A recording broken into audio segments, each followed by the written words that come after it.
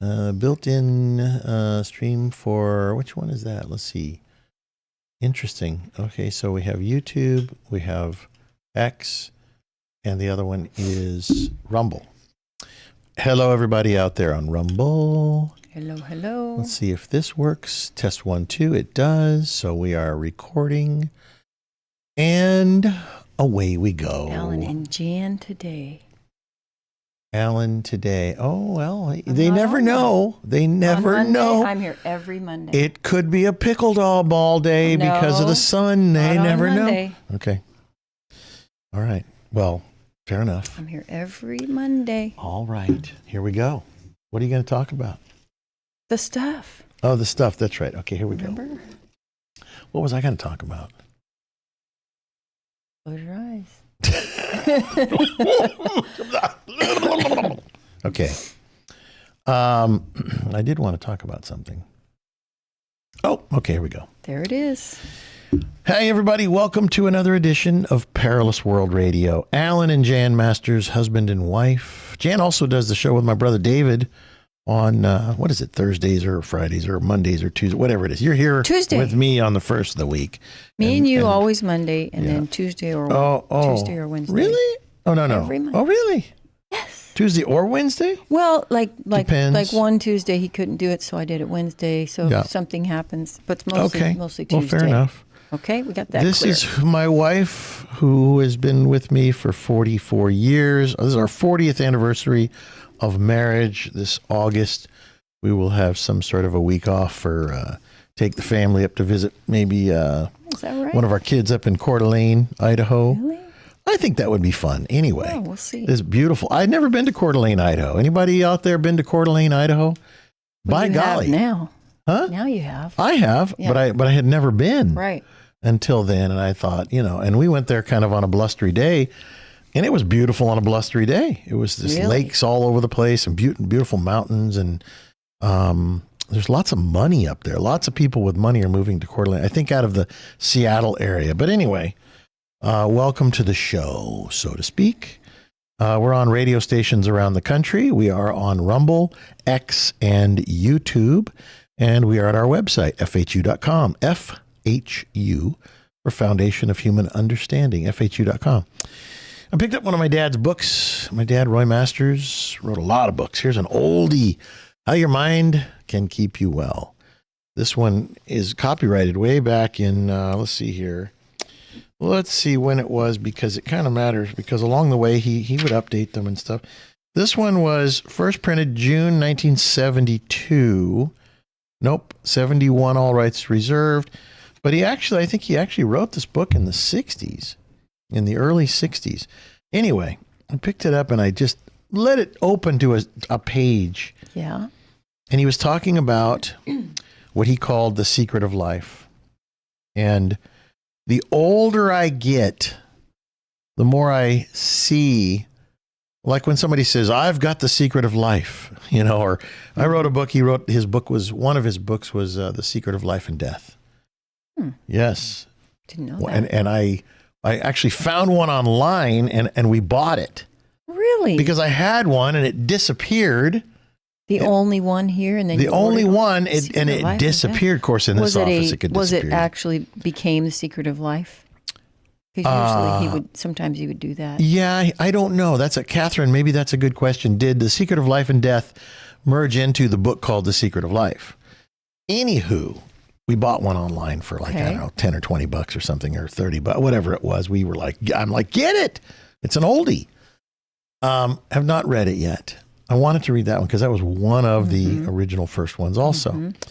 But I opened to this page and I saw something, and for once in my entire life, I heard it. I read it to myself. I read it, there's the pages, there's the words on the page. Right in. And it was like, oh, because he said, your response to, stress or cruelty. Stress, cruelty, any kind of behavior that is trying to, trying to control you. We'll say it like that. Your response to that in the moment, in kind of as Eckhart Tolle would say, in the now. Your response to that and how you deal with it is really kind of the secret sauce of everything that happens next. Your whole life. So the ripple effect out into your life, your family, your husband or wife, your workers, from one little response to somebody's cruelty, somebody's rude gesture, somebody's, just told you a lie and looked you right in the face and turned and walked away, and you hate them because you know it's a lie, instead of simply seeing it and saying, that person just lied to me. Well, now I know they're not an honest person. But instead, it's like we hate injustice. And even hating injustice is not right. I mean, even though you could say, well, to hate evil, God hates evil, but the difference is the response to the whole thing. And I saw it and I went, man, he is right. 100% right. Not 95, 100% right. It's that response. The moment you choose, fast choice, you get angry, something happens, and you get angry and you choose the response of resentment, judgment, fear, anxiety, any of these choice responses, because God gave us the ability to choose how we're going to respond.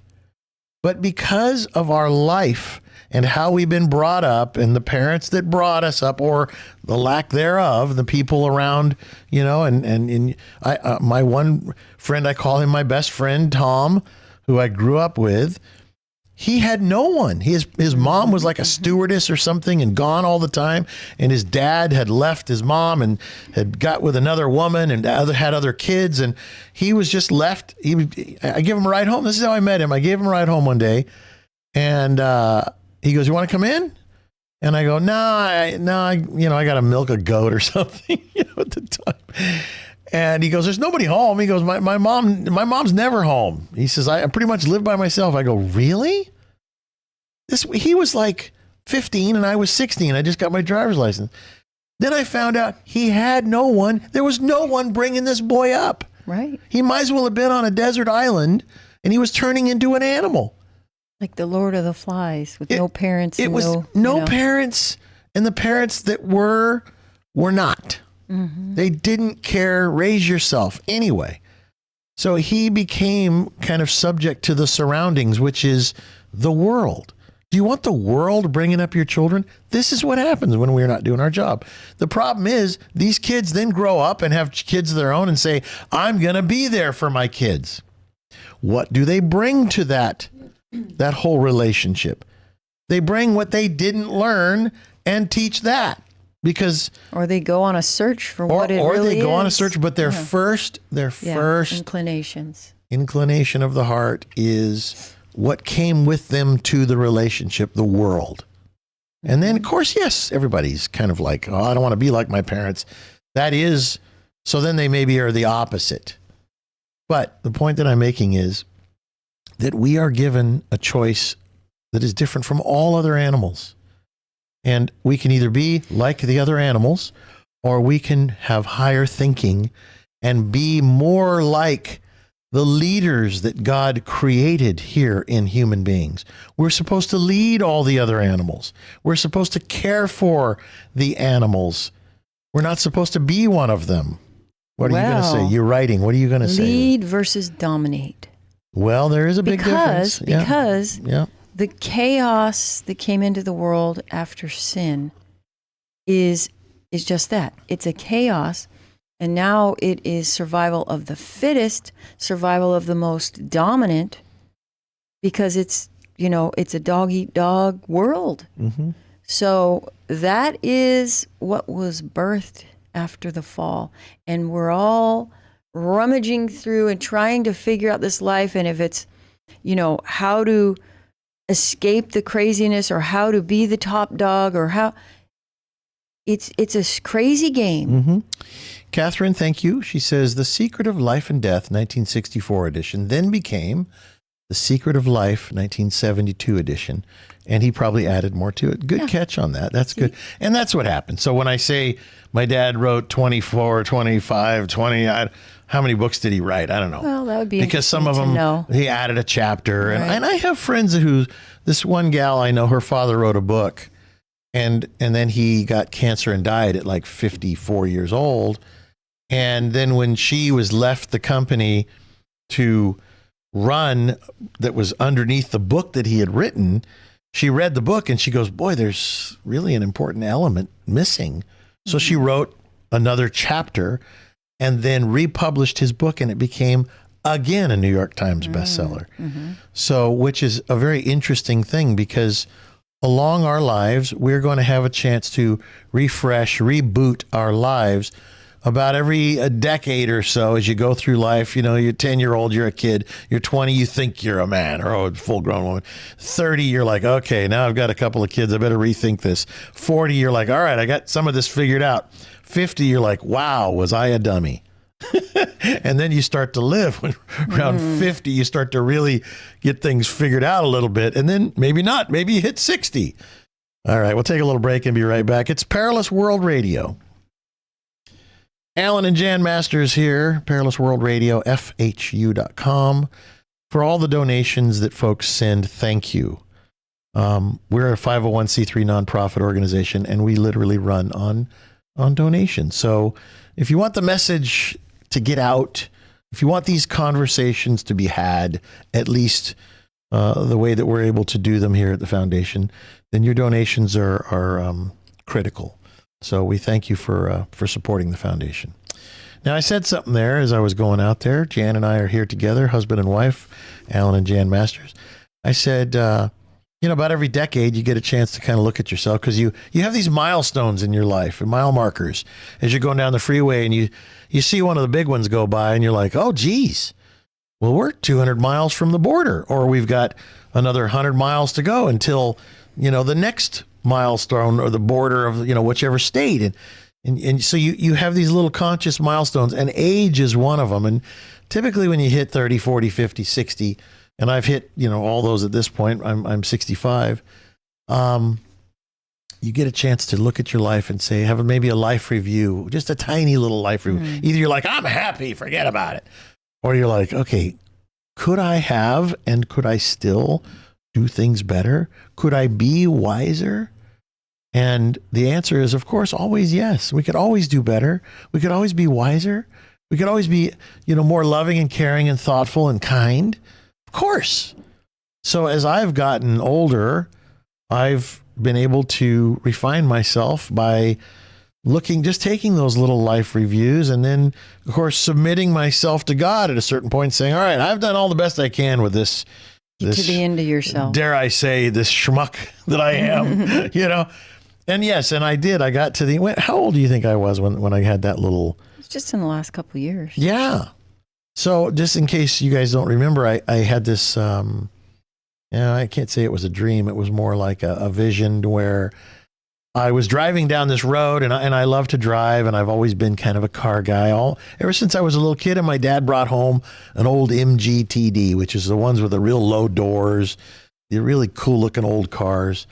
And I remember as a little kid thinking, this is the coolest thing in the world. I was probably 7 or 8 years old. Someday I'll be able to drive. And I sat in the seat, and big giant steering wheel, an old 50s model, whatever year it was, MGTD, which is the old classical looking ones.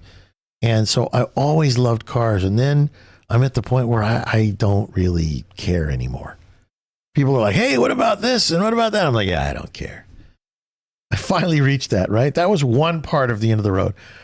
But I was having this vision. I was driving down this road and enjoying the twisties and the, going through the curves. And all of a sudden I went around this corner and it just went bum, bum, bum, bum, bum, bum, bum, bum, bum, bum, Came bum. to the end of the road. The road ended, and I went out into this field, and I was standing there. I got out of the car and I'm like, what the heck? And I looked behind me and I saw the road that man had made, the man-made road. And I was like, well, now what do I do? And it was kind of like this, if I can kind of remember properly. Now the voice was like, now you have to put your trust entirely in me. The first part of your life, I give you a road and you follow the road. And maybe you followed it well, or maybe not. Well, it's had a not few even crashes. that. It's the first part of your life is the man-made road. It's The man-made all of road. you. It's all the worldliness. And now he says, you're done with that. Now I'm going to take you on a journey, and you're going to have to just trust me because you can't see where it's going. Now I'm going to take you on a journey. And because I remember looking as far as I could see, there was no road. There was no nothing. And it was like, take me by the hand and I'll lead you. And I remember going, oh my gosh, this is going to be weird. And so all those things that I had created and made and built the idol to my own legacy. And then I recently did a show called Whose Legacy? Because are we doing a legacy to our greatness or to the Lord's goodness and greatness? So anyway, I remember I was fortunate enough to look at where I was and go, okay, yes. So let's go. I choose you, Lord. And it's funny because most of all that stuff that was always so important to me, it melted away. All of what I would call my old passions, I'm passionate about this or that, and all the things I ever wanted. I always wanted a big toolbox, and I have the biggest toolbox. But I just don't even care. The devil always has more to tempt you with, doesn't he? There's always. It's exactly right. Oh, it's tractors now, or this or that. And you know honestly, what I'm saying? don't even care about tractors anymore. There was the point where Jan was like, someone's got to stop this guy. He's buying tractors. I was buying every tractor I could get my hand on. But I was pretty good at buying tractors too. Yeah. I mean, I was not just good at buying them, but I was good at buying them and flipping them and buying a better one and a better one. And I got to the point where it was like, okay, well, that was luckily that was a little short side excursion. Because I thought, well, maybe I could fix this road that God took me off the road. We'll fix the road. I can carve a road here of my own again. It's so funny. But anyway, I'm just really now at this point, I feel like I'm floating in space, and that, not anything can just pull me in the direction, but there is a gravity that is pulling me forward, and I'm moving forward, but I'm floating. It's pretty effortless. But I realize that, back to my conversation about this moment of reaction, that it used to be, and if I could say it like this, where I would react and I would say, okay, I just pulled the trigger on the gun, so to speak, and now I'm going to have to suffer the consequences of, what happened, what just happened. It's like, it was too bad. I had no choice. Because the other day I had a gun in my hand and I looked at it and I was like, it's interesting that just holding a gun makes you think, well, there's a responsibility with this gun. Because I think on the news they were talking about how they're trying to change the gun laws and what have you. And they're showing these pictures of little kids reaching in a drawer. Right, and the other picture is a little casket.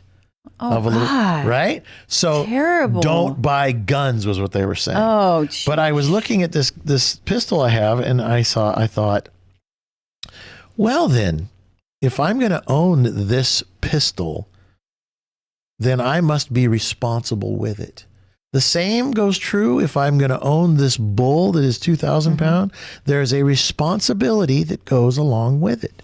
The same as with if you have a big dog or a little dog. There's a responsibility. With everything. Imagine being the man with the red button on his desk. Woohoo! The red button. Woo! That's a responsibility. Boy, Think about that. The world is you're Yeah. responsible for. All right, another segment right after this. Hang with us.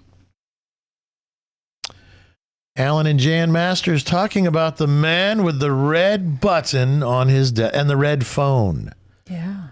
I guess we'd be talking about Donald Trump right now. Well, there's a lot of a lot of talking going on about Trump and what he's doing with Iran and how we didn't vote for these wars. We didn't vote for these endless conflicts. And, if I just step back and look, you can tell that Trump has had a blueprint of a plan inside of him for many, many years, what he was going to do with China, what he was going to do. Well, maybe not a blueprint, but maybe a rough idea. Wait a minute. A blueprint is what you build exactly off of. Okay, let me say this.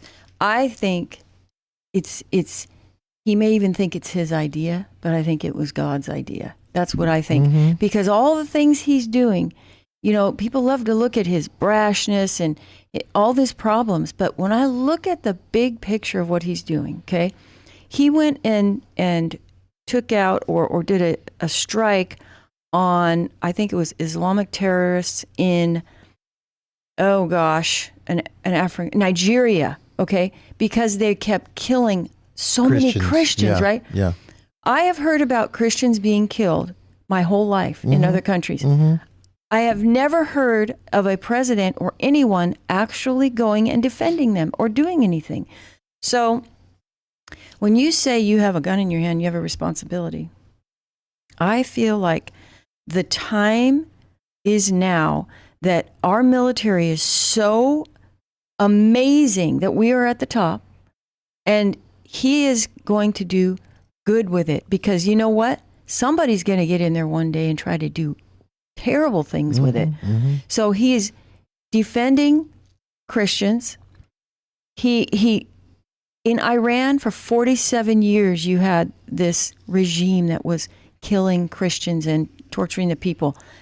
And now he's number 47 president, and he answered the call to these people.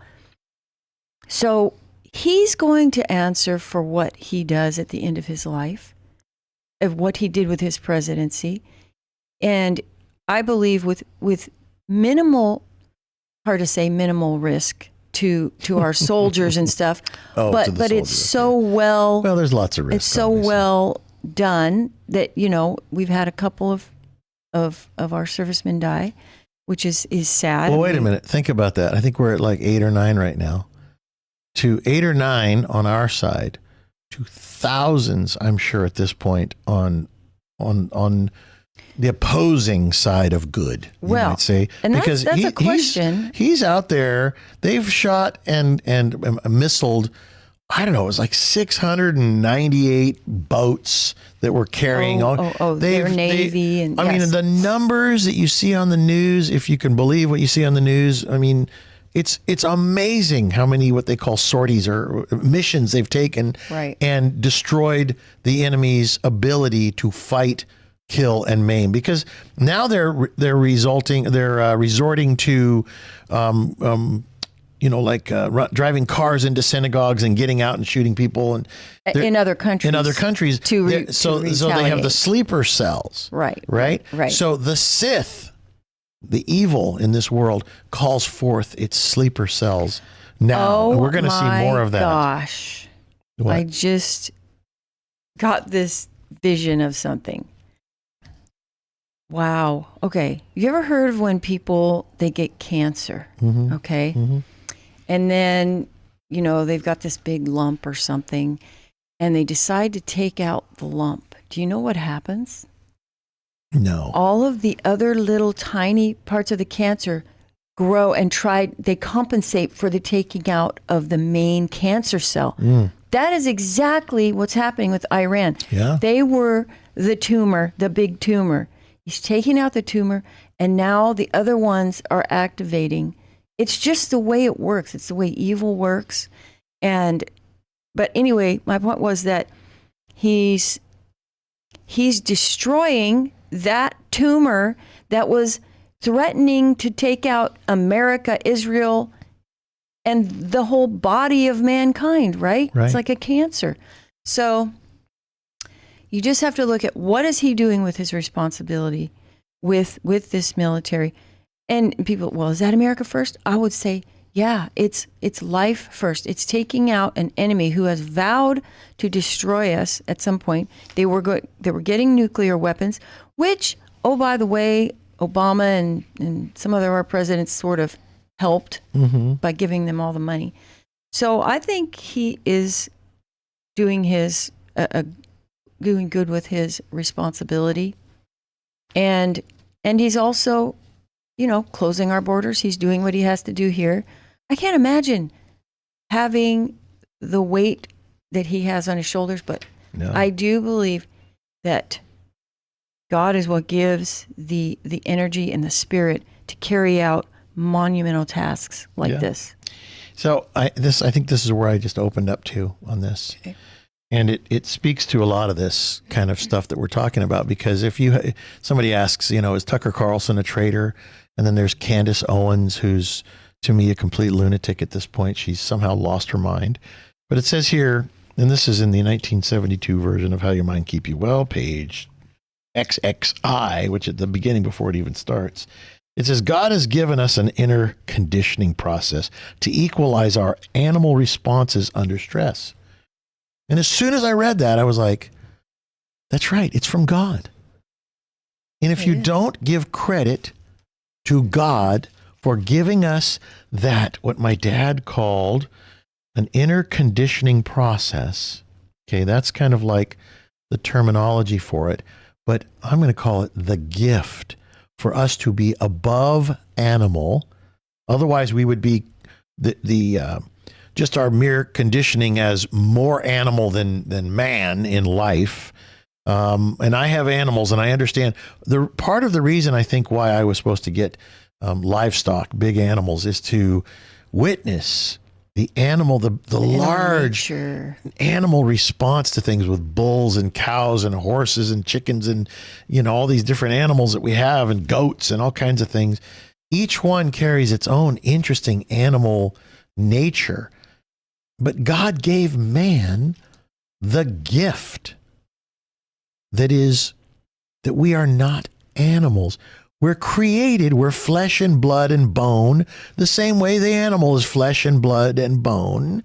And we have a brain and eyes and ears, and we have all the same things that animals have, but we have one gift that all animals in nature don't have. And it's the gift of being the child and children of God himself, which is the consciousness, the God consciousness. And he calls us back to him, and we say, no thanks, Father. I'm having fun down here playing around. I'd rather be like the bull. And the one bull says to the other bull, let's go down there and have some fun with that girl over there. And the bull says, no. He says, let's not run down. He says, let's walk down and have them all. And that's kind of like the animal thing, is the bulls. They're not picky. They don't care which female they mate with. They mate with them all. And they'll tear down fences and fight with each other, and animal nature. And you don't even think there's anything wrong with it. When you have livestock, there's nothing wrong with it. That's what the bull is supposed to do. And if the bull doesn't mate with the females, he turns into hamburger because he's not doing his job. Somebody says that's a bad bull. He's not doing his job, which is so interesting. So I get these livestock, and I'm like, that's what he's been talking about. I mean, everybody understands, yes, animals are animals and humans are humans, human beings. But there is a gift. And if you don't, I believe this, if you don't acknowledge that it is a gift, it's like, how did it happen? With your grandchildren or children, you give them something, they take it and run away, and they're like, they're playing with it. And they never acknowledge, thank you, Mommy, thank you, Daddy, thank you, Grandma, Grandpa. They don't acknowledge it. Then where did it come from? Right. What value does it have, and how can you place a value on it that it came from someone that loved you enough to give you this gift and not give it to someone else or something else? So therefore, the acknowledgement constantly, thank you, Father, for giving me life and giving me the ability to have higher nature, and have the higher nature that calls me back to you. Where then my dad, of course, and all of us have heard through reading the Bible and everything, we have the opportunity to, what is the word, rise above this life and move to the afterlife, which is spiritual in the most spiritual way. This part of our life is like we're just children. We're kindergartners. And as you get older and older and older, you move through the grades, so to speak, of life and high school and college. And, then you become a businessman and all these things. And, that's kind of your spiritual journey is, and you look back and you go, wow, I could have done things so differently had I known what I know now. You know what they say, that youth is wasted on the young. Well, it isn't wasted. It's just part of the education. And so when I see our children, my children, kids that are not my children, we have one young man that's like one of our kids. We brought him up since he was 12 and he's 30 now. And I see him making, foolish, I don't know, what is it? Maybe having foolish thoughts, angry about something. And I think, oh, it's okay. Don't worry about it. Don't sweat it.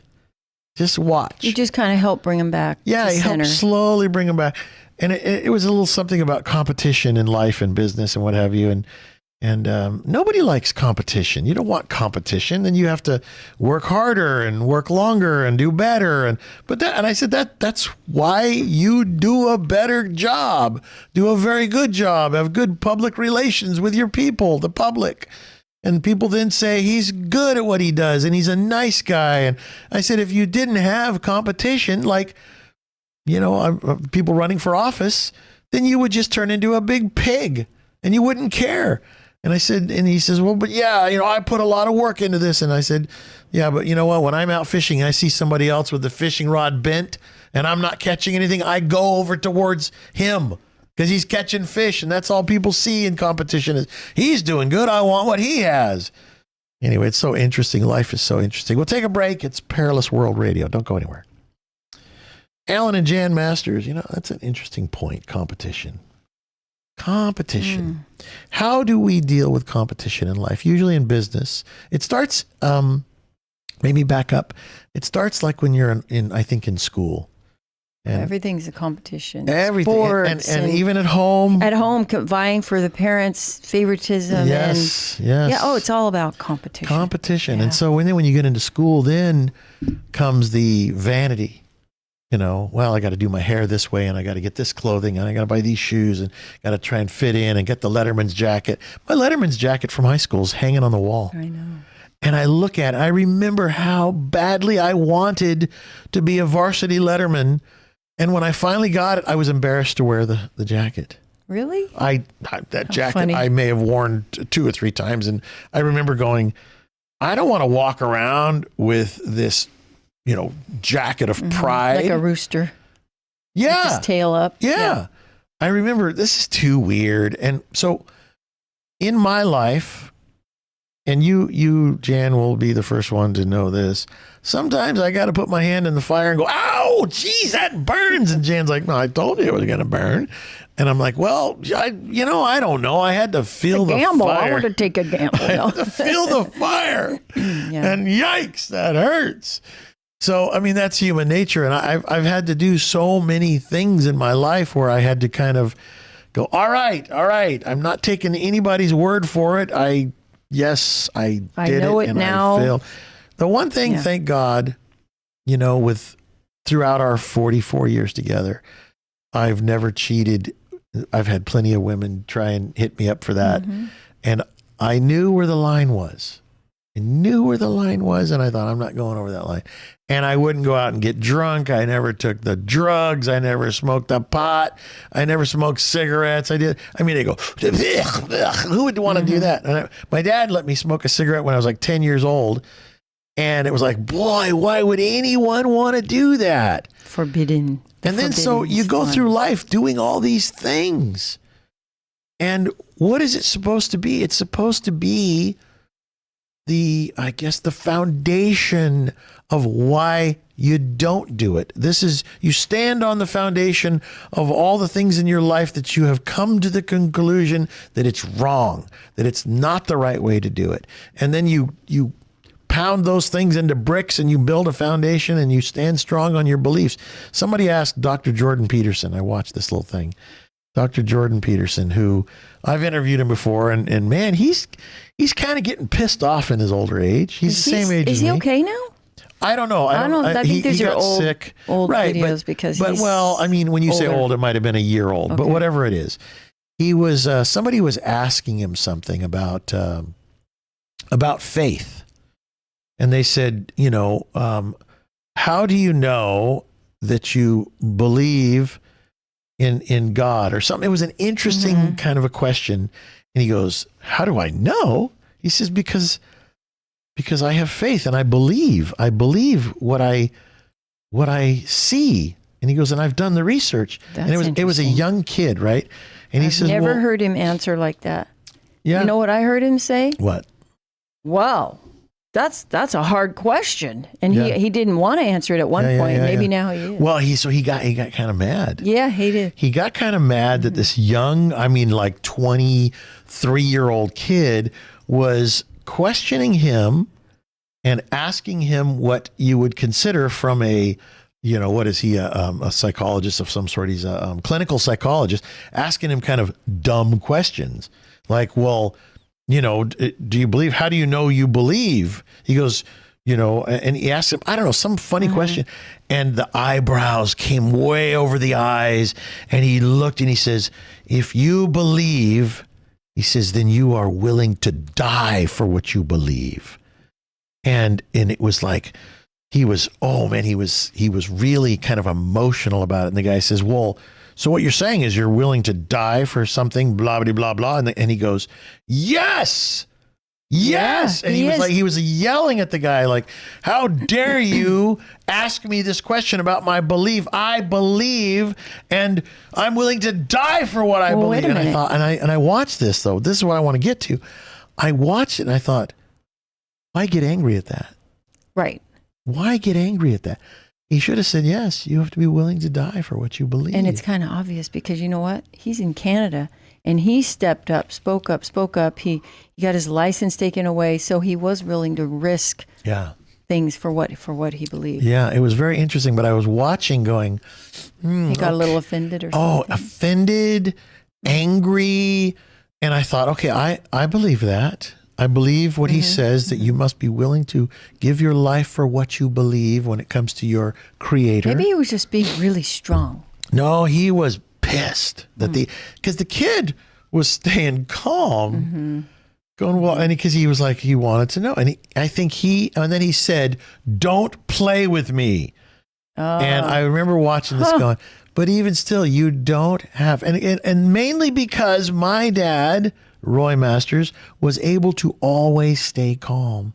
Because if you take offense, if you get angry, if you get emotional, then the other person has, through the fact that my dad knows how to hypnotize people, has the control, has the con, as they say. Who's ever in control of the ship? When I drove the USS Abraham Lincoln in the year 2000, the 3-star rear admiral said, would you like to sit in my seat? And I said, yeah. And we were way up in the top, and that boat is over in the Strait of Hormuz or somewhere near that right now. And I sat in the seat, and he says, Mr. Masters, you have the control, the con. And I was like, wow. Didn't feel a damn thing. Because I knew that everybody you weren't knew. Really in control. I wasn't really. Yeah. But it was such an interesting thing. I thought the control. They just call it the con. So when you get angry at somebody, they have the con. We'll be right back. Boy, that hour one went fast. It is now hour two of Perilous World Radio. Alan Masters, Jan Masters, right here talking about life in interesting ways. Thank you for supporting the Foundation of Human Understanding. My father started back in the 1960 to 61 time zone somewhere. I was born in 1960, so that makes me 65, going to be 66 in a couple of months. Wow. It's going fast.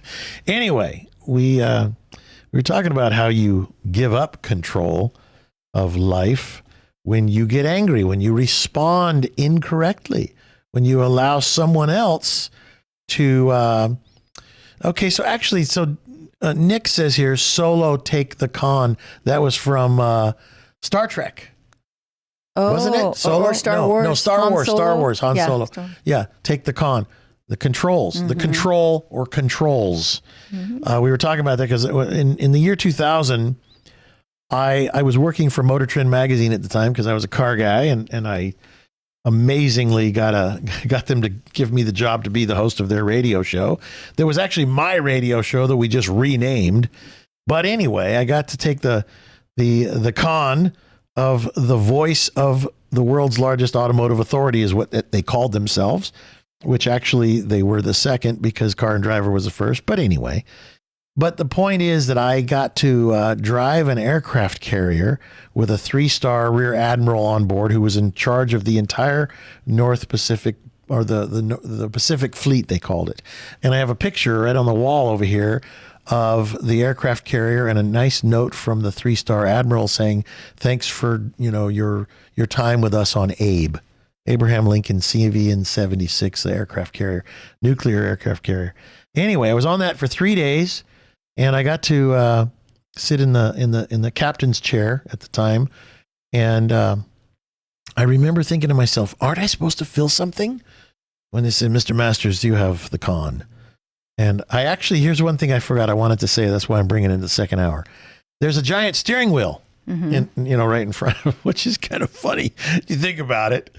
Is somebody actually steering this big giant chrome wheel that was about 3.5 feet tall? And I said, what happens if I just spin that wheel? He said, spin the wheel. He said, nothing. He said, downstairs, he said they would think somebody just bumped into the steering wheel. So they would call up and say, sir, is everything okay in the poop deck, whatever it's called? And he would say, he would probably say, Mr. Master spun the wheel, just ignore it.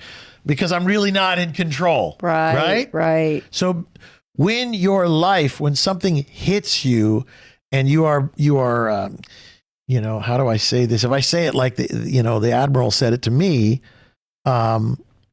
something inside says something's wrong.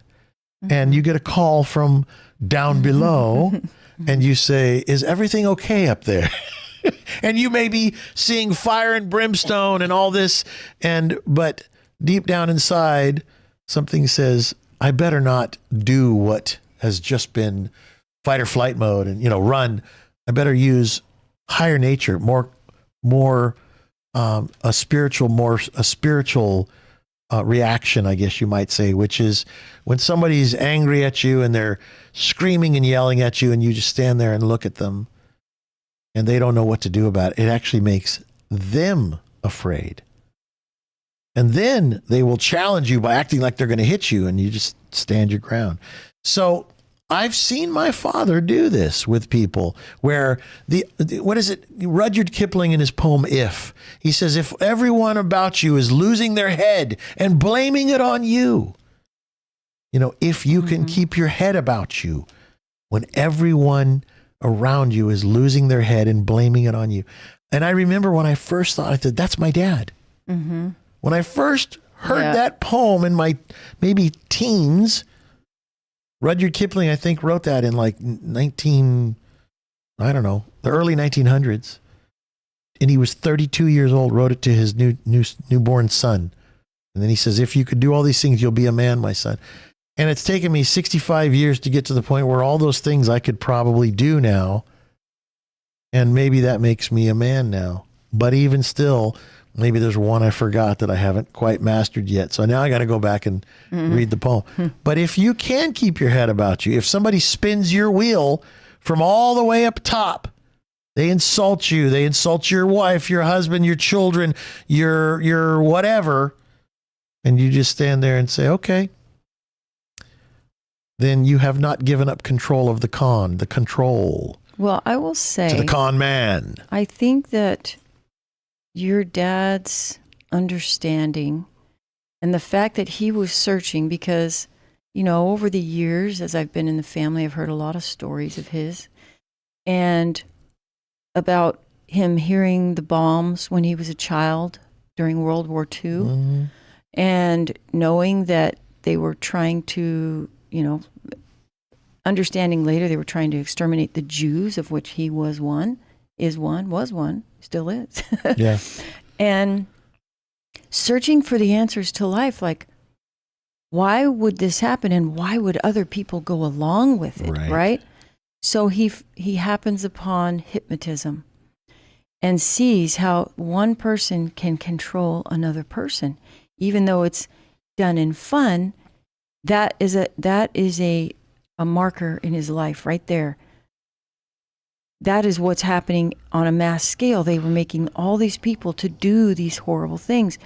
So he set out to understand. And once he understood how you give up control, this is what he began to teach on the radio, that you are being controlled through your emotions, through your reactions, through your anger, through your irritations. He knew this all because he understood what hypnosis was. And he also knew that when people put their 100% trust in a person, same thing. So, of course, then he brought the meditation, which was really just to be still and connect with your inner guidance of God, the true authority in life. He knew that if he could help to people find the way back to God being the authority in their life, the world would be a better place. They wouldn't be able to do evil things, So it was a very interesting message that I've never heard anyone out there give. And it's funny because you say this to some people and they're just like, what the hell are you talking about? Where do you get this crap? They don't want to know. Some people, they want to pull down the shades.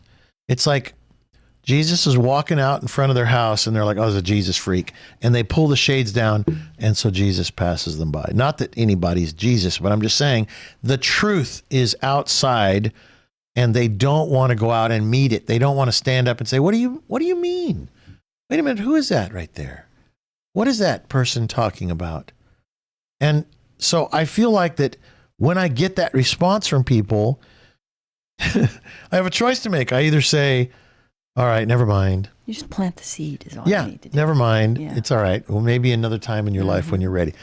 That is so much better than saying, well, you're a stupid idiot.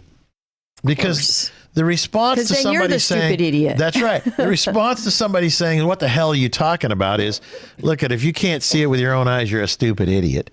The response needs to be the same way that Jesus would be, is like, okay, well, maybe you're not ready.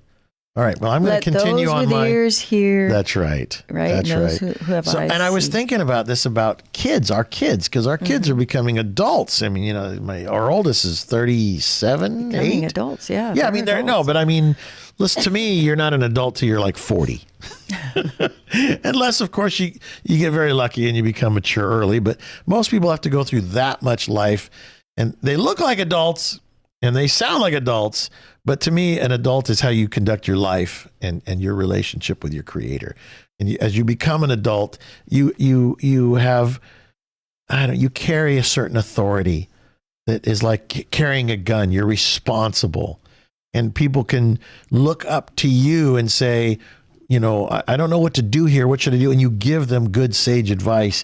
And then always say, but make sure you seek first the kingdom of heaven and advice there. Because some people want to be in the seat of giving advice. They like it. It makes them high. But I'll take a break. I want to talk about how to deal with your kids when your kids are not quite understanding how and why you're doing or saying what you're doing. You're listening to Perilous World Radio. Alan and Jan Masters. We'll be right back. Okay, thanks for joining us for the radio stations around the country. We are also on Rumble and X on the both on the video platform side of X and Spaces on X, which is audio only, and on YouTube. You can watch on demand anytime at our website, of course, FHU.com, or on any of those platforms. We thank you for your donations and support of the foundation. These conversations need to be had. There's just not enough of them. Everybody's talking about doomsday and the Chicken Little and the sky is falling, but what's funny is, what they say as you're walking through the valley of the shadow of death, I fear no evil. And here we are. I mean, we've got the shadow of death happening all around us. I gave a little, what did I do? I emceed an event the other night, and I gave a little example of when I was driving to MC this event for this political guy, and it was a roundtable discussion. I'm listening to the news, and they had just started like bombing the crap out of Israel. Israel? Or Iran? Israel. There were retaliating? Bombs. Yeah, there were bombs dropping on it. It was Friday last week. Anyway, and I thought to myself, with the old saying, I was sad when I had no shoes till I saw a man that had no feet. And we complain because of homeless people. Oh, it's terrible. Right. The homeless are taking away my quality of life, and gasoline is $5 a gallon. Oh, woe is me. But wait till bombs are dropping all around your city. We've had it so good here. We have had it so good with here. All the corruption. We've had, we have been attacked in a very subtle, different way. We've been attacked through ideas, through our schools, through our kids, through our taking our taxes. They're killing us in a different way. Right. That's right. No. We're that's right. What do they say? The Chinese would say, we're going to take over them without shooting one bullet. Yeah. Yes. And the thing they're afraid of is what I was talking about earlier. I had my pistol in my hand, and the Chinese, they say, the reason why we don't is because there's a gun behind every blade of grass. That's America. Freedom, land of the free. That has home been of the brave. The firewall. That's right. As soon as the guns the people are the firewall. That's right. That's why the enemy has been wanting to, and the liberals on the left, either knowingly or unknowingly, depending on where they are in leadership or just people, are trying to disarm Americans. Of course, and make us sitting ducks. Every state all around, there's always something trying to take your guns away. And I'm going to get to this in a moment about our children, but I want to say this. The other reason why China and others are afraid of America is, yes, we have the best military in the world. I believe that. Mm-hmm. I believe our technology and the spirit of America is in our soldiers, male and female both. But we, the people, if we don't have a pitchfork, if we don't have a gun, we have a pitchfork. Maybe I should have said that. But more than that is that the majority of people that I know, they don't own one gun. They don't own two guns. They own guns for half the block that they live on. So if your neighbor doesn't have a gun and he's like, oh, you and your guns, when the time comes, we have stockpiles of guns and ammunition that we will gladly, because we will unite one nation under God when God calls us. If something was to happen here, you would say, take this gun and come with me. That's America, and the American spirit is, at that moment, we the people will be the army that they're most afraid of. And they're afraid of the army, but they're going to be afraid of the people behind the army. And the funny thing is, you hear often, you carry a gun, or the reason to have a gun is in the hopes you never need to use it. Absolutely. And so just all of us know, just them knowing that we're all armed is enough of a deterrent at this point. And it's funny, I'm going to make sure I don't lose the point about talking about our children. Yeah. Every now and then, something says, take a gun today. Every now and then, and I'll maybe put it under the seat of my car or whatever. It's just, I listen to it. And then usually when I'm on my way home, one side of me is like, well, you didn't use it. Why the hell did you listen to that? Why the hell did you take that gun? You didn't use it. That's the devil. The devil does not want you to be prepared. We are supposed to be prepared at all times, not only for the enemy that is outward, but the enemy that is within.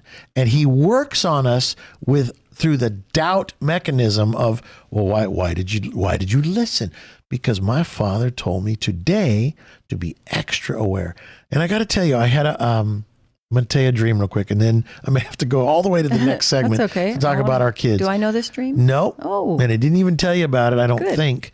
So on Sunday morning, early in the morning, I have this one friend, Dwayne, that I've had for, 40 years at least.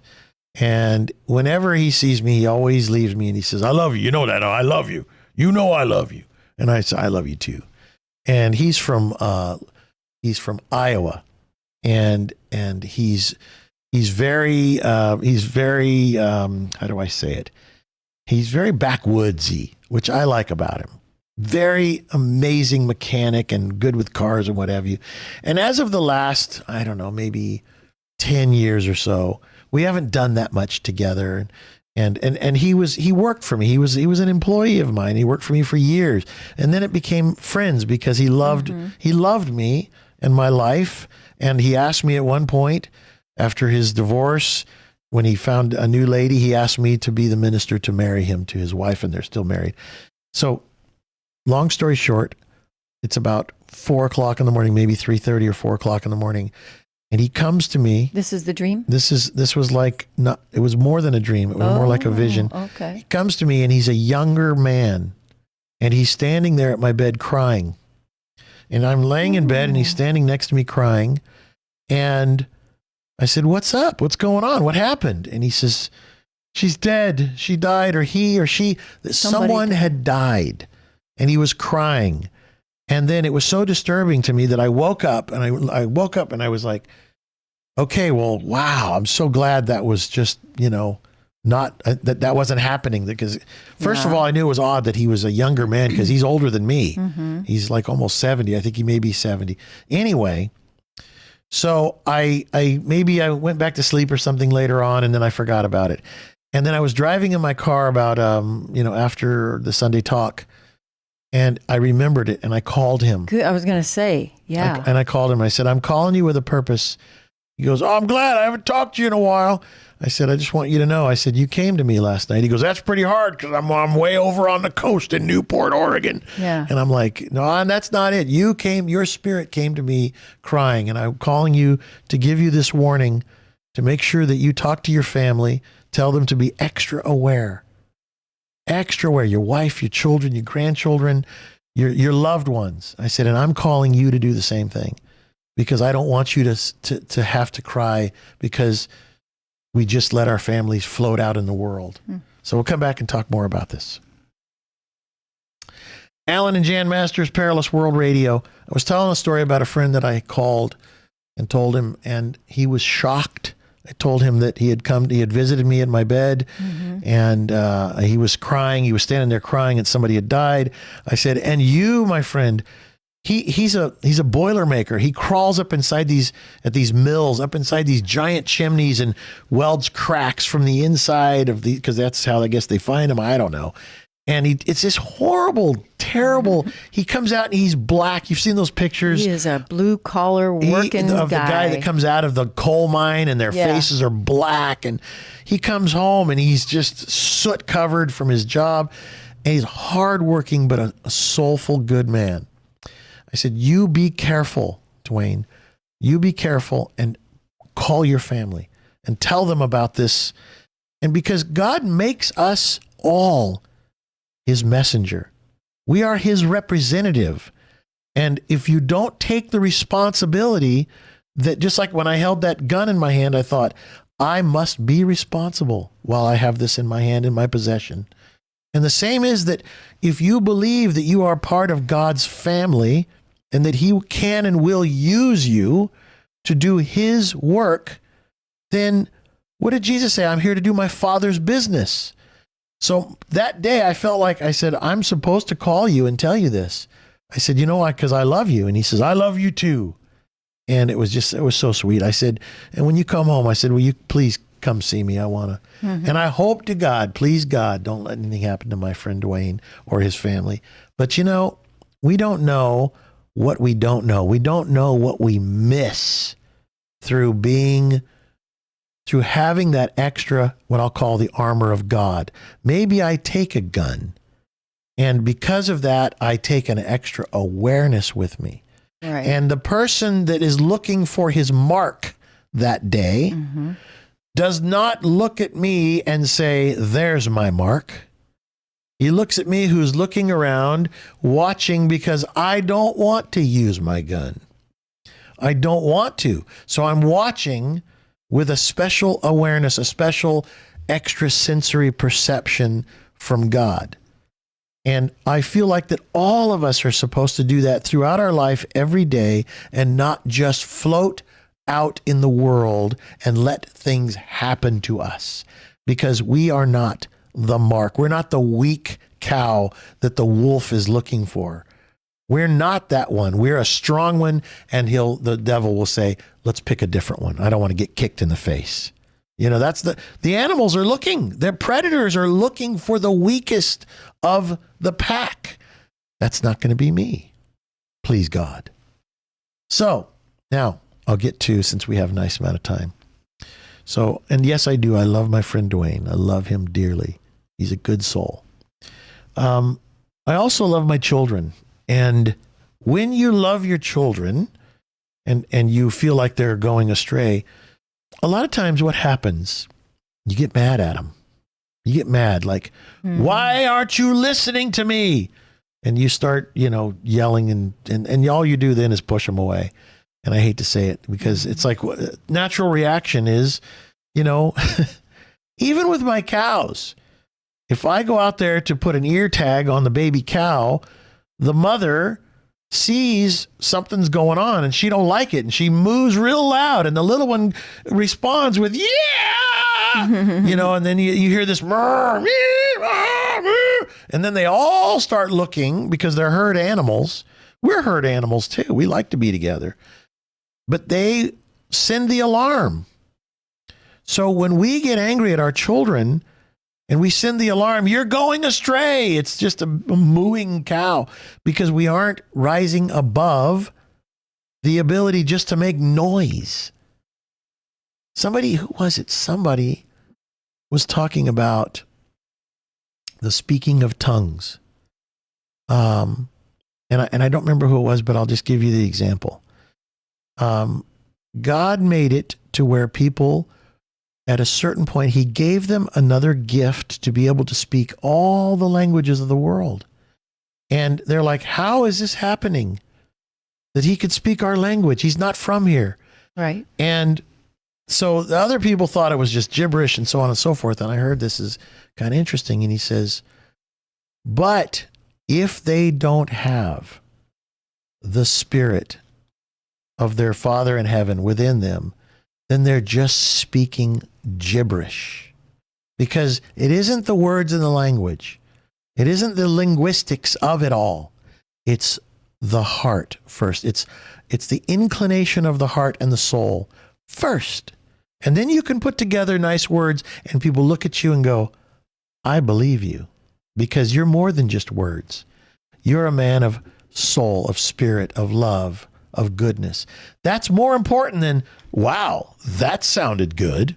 Because you can watch two men on a stage that are both really good with words, and one is just full of words and good at linguistics, and the other one is a man of heart and soul, a man of after his Father in heaven.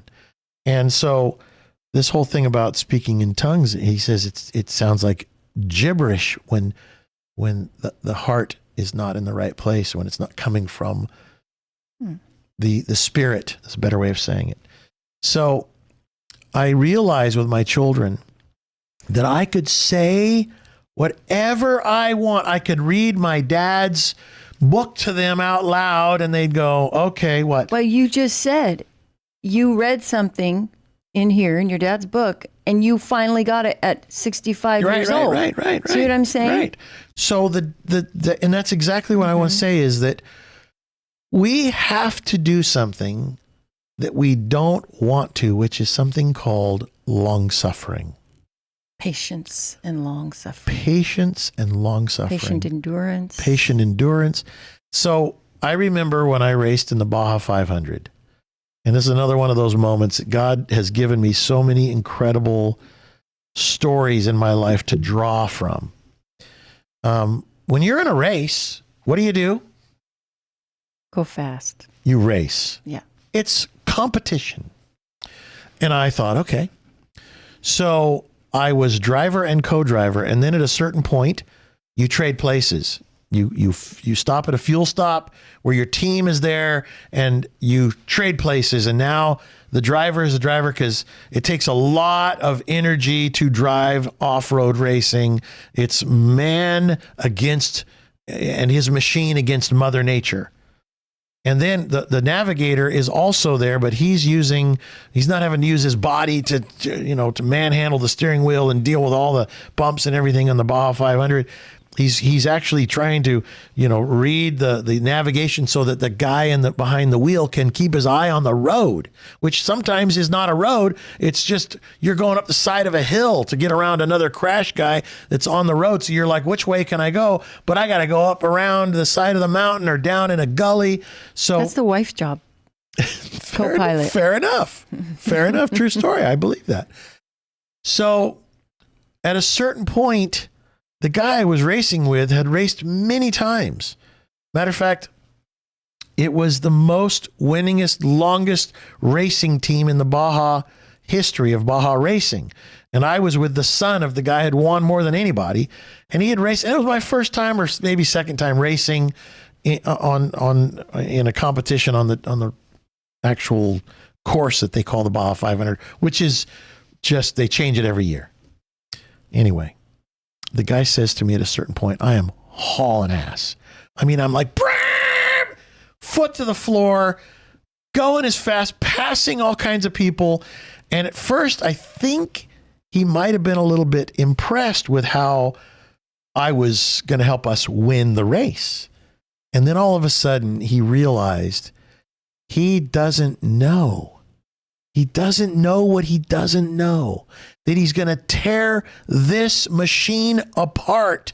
Somebody says, Brock Yates? No, it was Rod Hall Racing. Anyway, point is, he says to me, he reaches over and grabs my arm because it's like so bumpy. You're holding on for your life. No windshield. You got helmets on with air being pumped into the helmet with the hood closed, and the wind is hitting you going 85, 90 miles an hour, and you're on the dirt, and it's just, you're holding on for your life.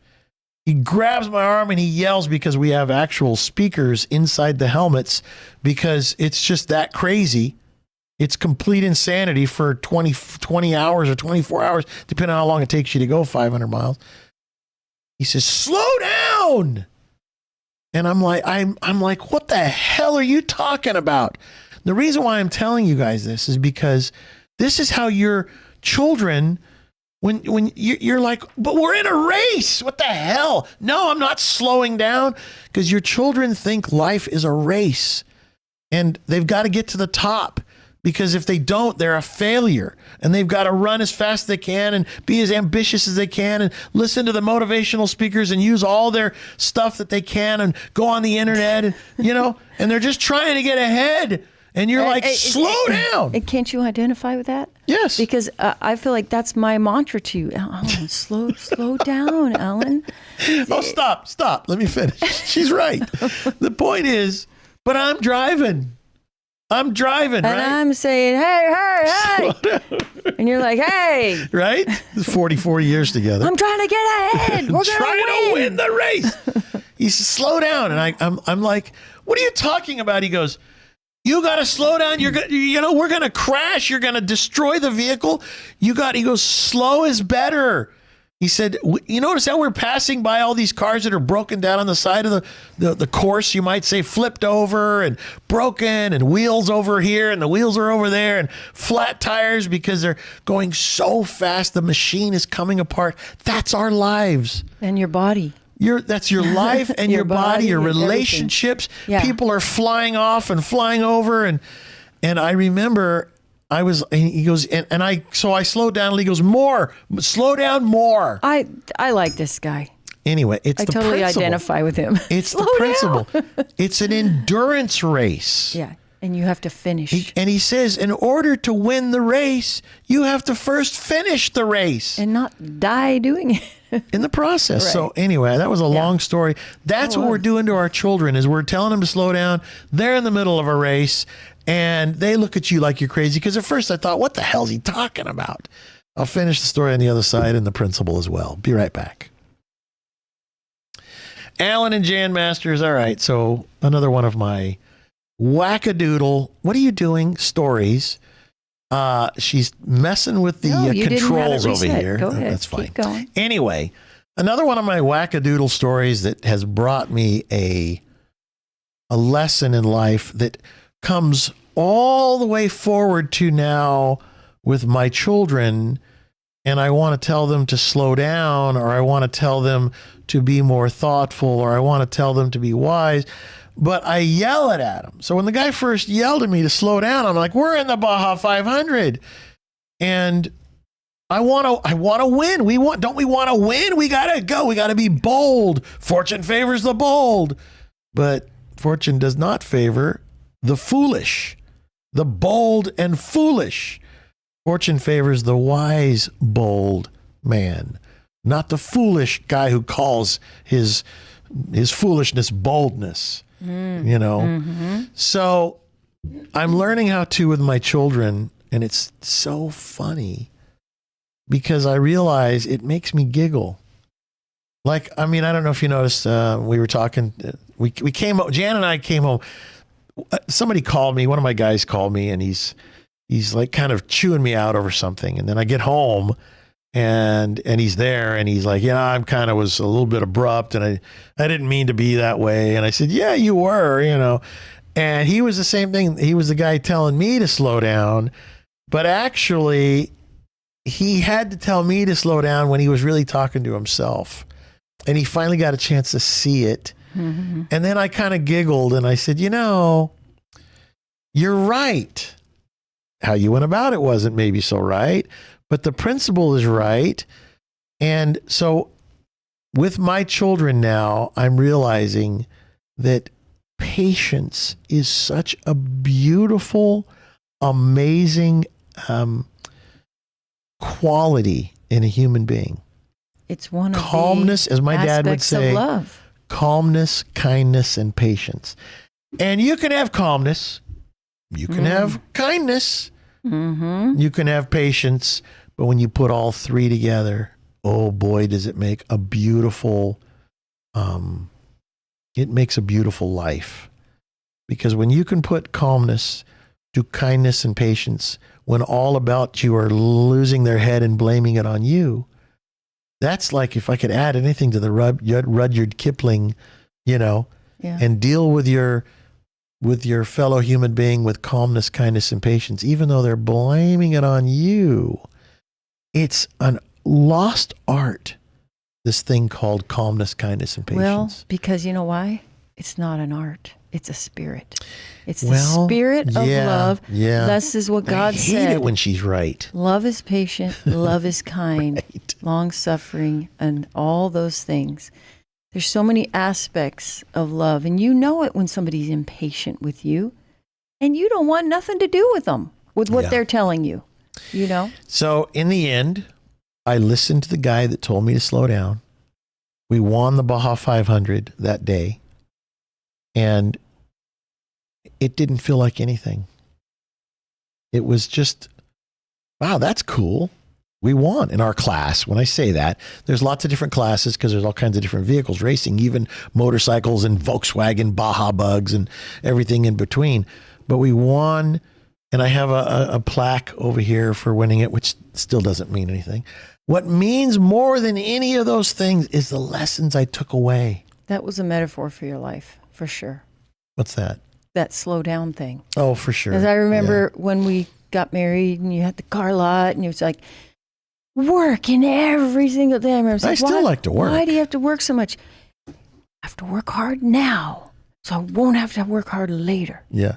But later never comes. Well, that's because right. The truth is, I did say, I said, I have to work hard now, so I won't have to work so hard later. so I did. I said won't that. have to. I was like, okay, but that day never comes because when you are driven, what was the show you did? The Drive, right? There's a drive that drives you. Yeah. And so this is a metaphor of really realizing that, what am I chasing? Yeah. What am I trying to get? But you think, look at this now. It's so, God, thank you, Lord, for giving me such a full life. I mean, how many people do you know that got to sit in the admiral's seat 600 miles out in the ocean and drive an aircraft carrier? I did. Won the Baja 500. I did. Went to the running of the bulls, went to the top of the mountains went to the Great Wall of China. And I never spent a penny on any of it. I was the guest of all these people going to experience. I was George Plimpton, if you remember that guy. I was always asking all the way, what am I supposed to learn from this God? Why am I here on the top of a mountain in Iceland? Why am I here? Why am I here on the top of the Eiffel Tower? Why am I here?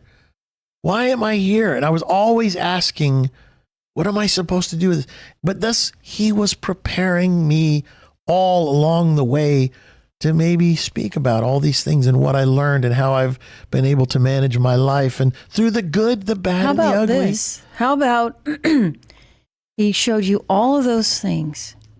And if that would have been the end of your life, would those things have meant anything?